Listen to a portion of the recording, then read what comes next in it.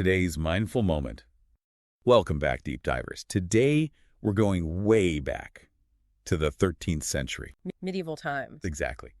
We're going to be diving into the philosophy of Thomas Aquinas, a pretty influential thinker, even today. I've heard the name, yeah. To guide us, we've got some excerpts from Frederick Copleston's book, Aquinas. Copleston, huh? Yeah, pretty interesting guy. A Jesuit priest Ah. and a historian of philosophy.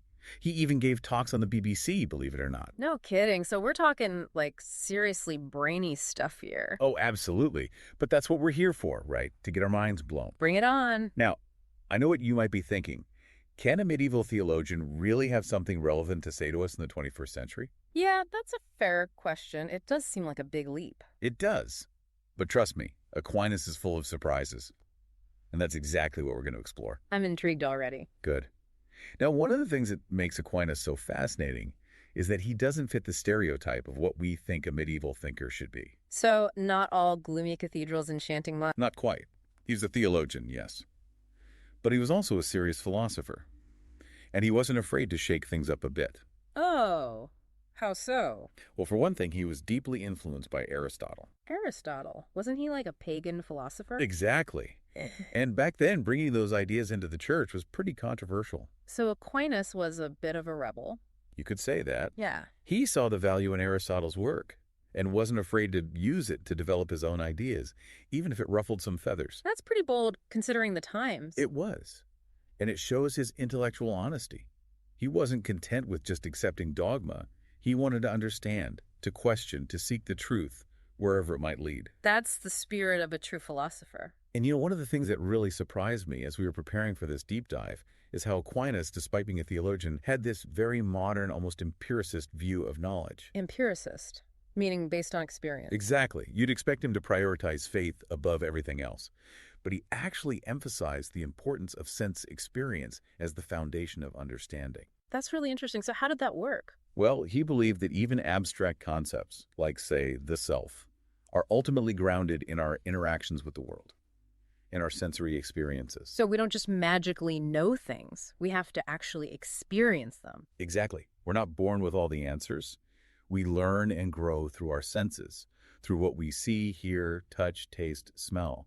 It's from these concrete experiences that we start building our understanding of the world and even of ourselves. So it's an active process, not a passive one.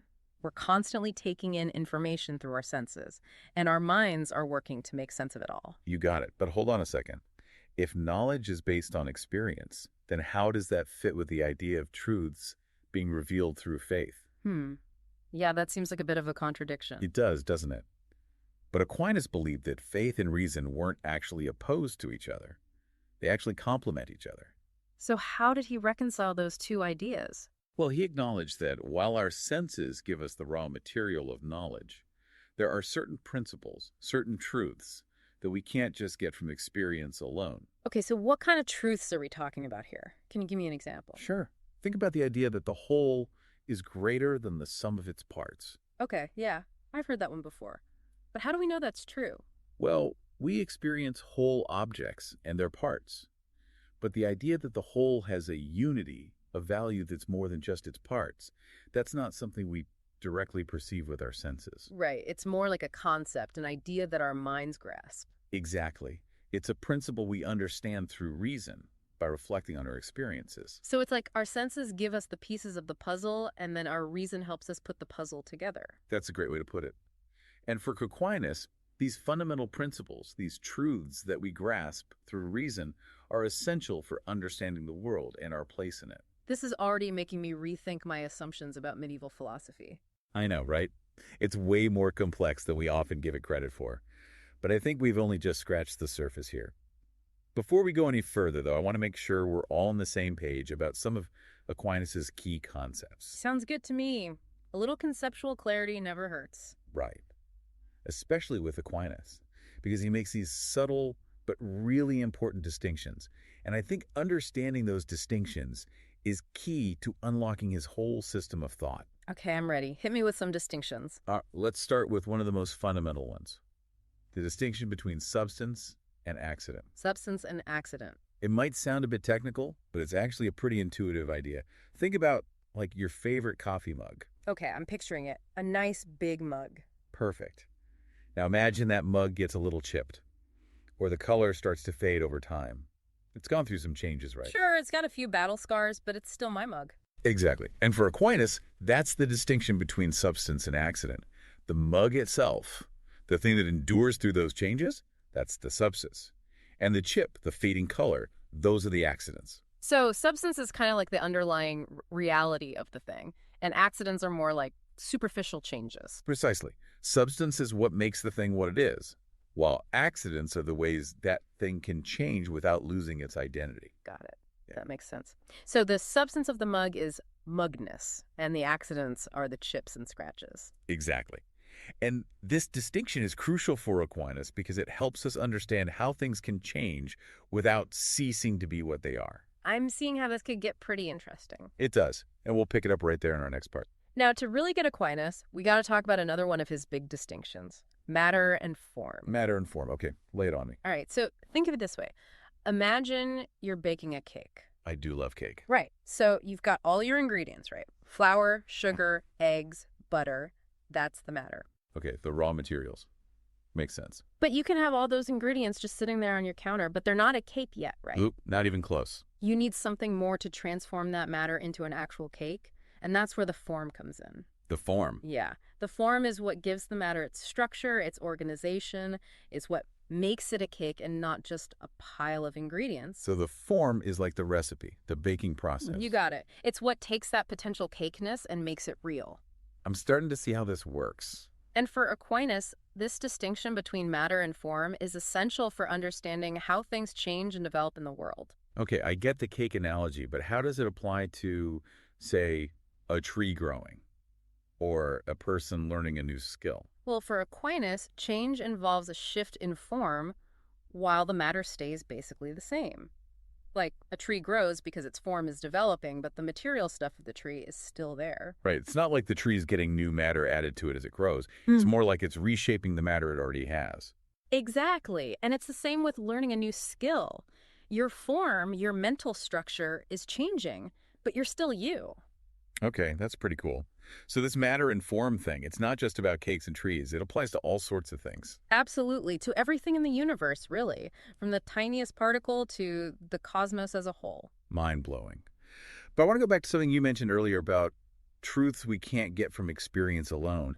That seems like where Aquinas gets really interesting, like where faith and reason really start to intertwine. You're right. That's where we get to the heart of his project. And a great example of this is Aquinas' distinction between essence and existence. Essence and existence. Okay, those are some big words. Cut me out here. Think of essence as what a thing is, its basic nature, its definition, like a blueprint for a house. Okay, the plan, the idea of the house. And then existence is the actual house being built, standing there in the world. It's the act of being. So essence is the potential, and existence is the reality. You got it. And for Aquinas, this distinction is super important for understanding the nature of finite beings. Finite beings. You mean like everything except for God? Exactly. According to Aquinas, God is the only being whose essence is to exist, like God's very nature is to be. So everything else, everything in the universe, gets its existence from something else. Ultimately, from God, yeah. So you're saying there's a difference between what a thing is and the fact that it is. That's a great way to put it. And this distinction has some pretty big implications. Like what? Well, for one thing, it leads Aquinas to argue that God is the ultimate cause of everything that exists. Okay, now we're getting into some deep theological waters here. I'm curious, how did Aquinas go about proving God's existence? I mean, that's a question that's puzzled philosophers for centuries. Well, Aquinas wasn't content with just claiming God's existence. He wanted to show it using reason and logic, so he Tried to prove it. Yeah, he came up with not one, but 5 ways to demonstrate God's existence. 5 ways. That's a lot of proofs. They're not exactly proofs in the strict sense, more like pathways to understanding, ways to think about the ultimate source of existence. I'm all ears. Tell me about these 5 ways. Okay, so the first way starts with motion. Motion, like things moving. Exactly. Aquinas observed that everything in the universe is in motion, constantly changing. Yeah, that's true. Nothing stays still forever. Right. But here's the thing. Nothing can move itself. Something else has to set it in motion. and that something else must also be set in motion by something else. Okay, so it's like a chain reaction. Exactly. But that chain can't go on forever. There has to be a first mover and unmoved mover that sets the whole thing in motion. And that first mover is God.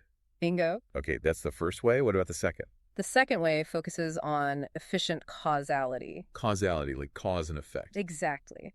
Aquinas argues that just like there can't be an infinite chain of movers, there can't be an infinite chain of causes either. Right. There has to be a starting point. And that starting point, the ultimate cause of everything, is God. Okay, I'm following so far. 2 down, 3 to go. The third way looks at the contingency of beings. Contingency.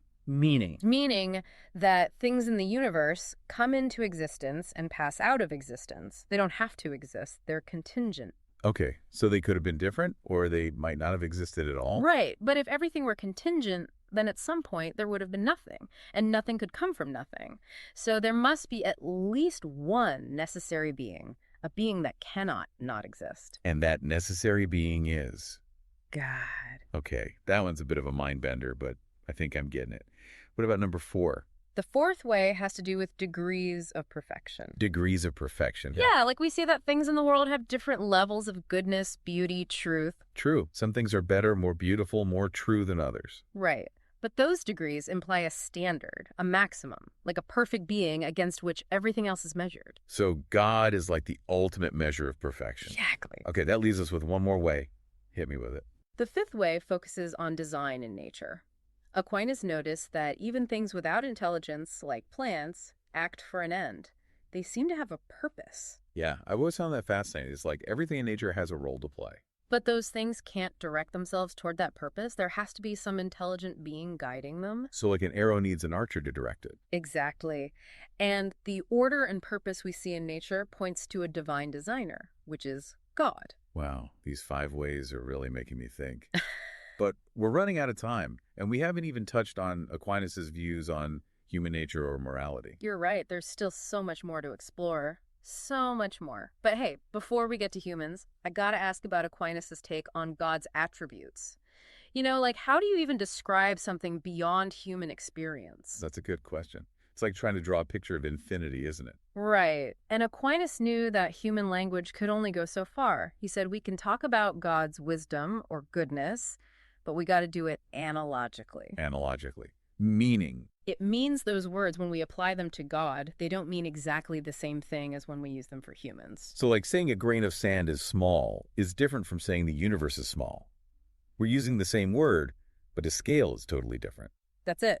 And Aquinas was big on this idea that we can say some things about God directly, but we can also say what God isn't. Like, God isn't limited by time or space. God doesn't change. God's not made up of parts. So by saying what God isn't, we get a clearer picture of what God is. Exactly. It's like chipping away at a sculpture, removing everything that's not the essence. This is fascinating stuff, but it makes me wonder if God is already perfect and complete.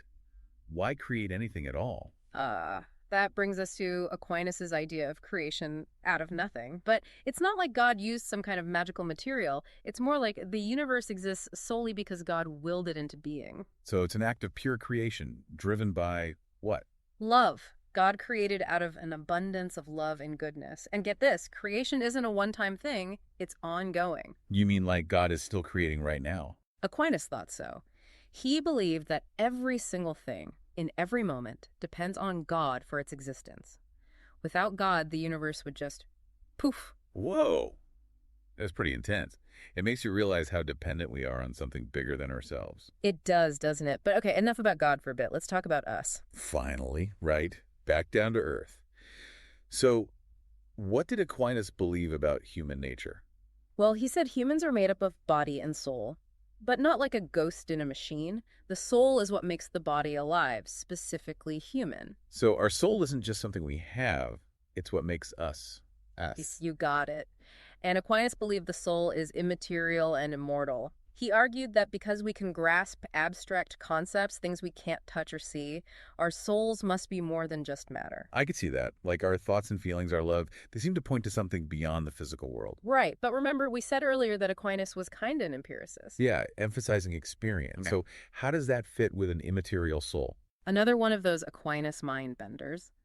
He saw that we need our senses to learn about the world, but he also knew the human mind can go beyond what we can see and touch. It's like we're living in two worlds at once, the physical and the spiritual. Exactly.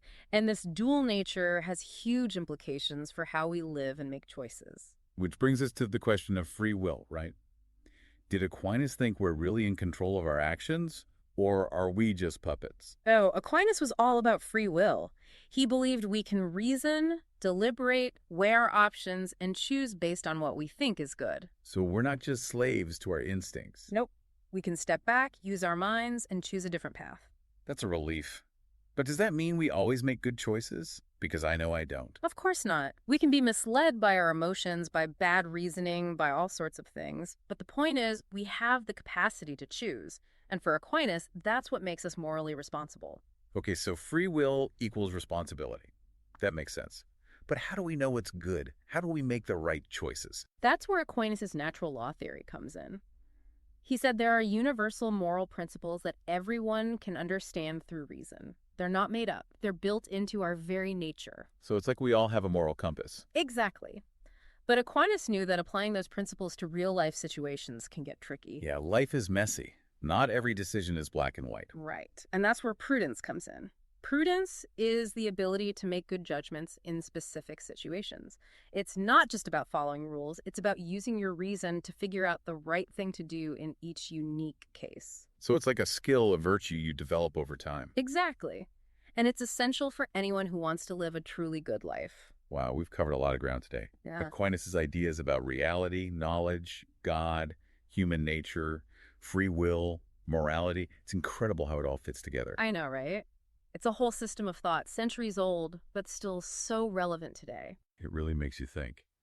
And if you're interested in diving deeper into the world of Thomas Aquinas, I highly recommend checking out Copleston's book. It's a great guide to one of the most brilliant minds in history. And who knows, maybe you'll discover some surprising truths about yourself or the world around you along the way. There's a link to buy the book in the episode description. And if you enjoyed this deep dive, don't forget to subscribe to our channel and share it with anyone who loves exploring ideas.